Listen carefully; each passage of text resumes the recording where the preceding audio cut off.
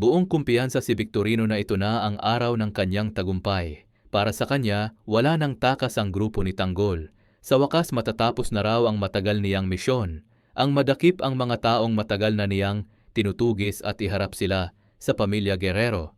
Malakas ang kanyang loob dahil kasama niya ang kanyang mga tauhan, armado, handa, at kumbinsidong sapat ang kanilang bilang upang durugin ang grupo ni Tanggol. Sa isip ni Victorino, malinaw ang eksena. Siya ang magwawagi, siya ang magdadala ng resulta, at siya ang kikilalaning bayani ng operasyong ito. Ngunit dito siya nagkamali. Hindi niya inasahan na ang grupong kanyang hinahabol ay hindi mga taong basta na lamang susuko. Nang maabutan sila ng police mobile at tuluyang ma-corner sa gitna ng daan, hindi kailanman pumasok sa isip ni Tanggol ang sumuko. Kahit napalibutan sila ng pulis at ng mga backup ni Victorino, hindi nanginginig ang kanilang mga kamay.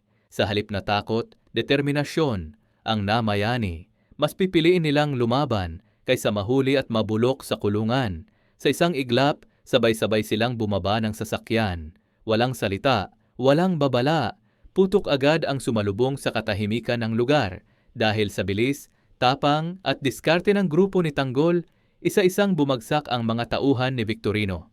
Ang daang kanina ay puno ng sigawan at utos ay unti-unting nalunod sa katahimikan.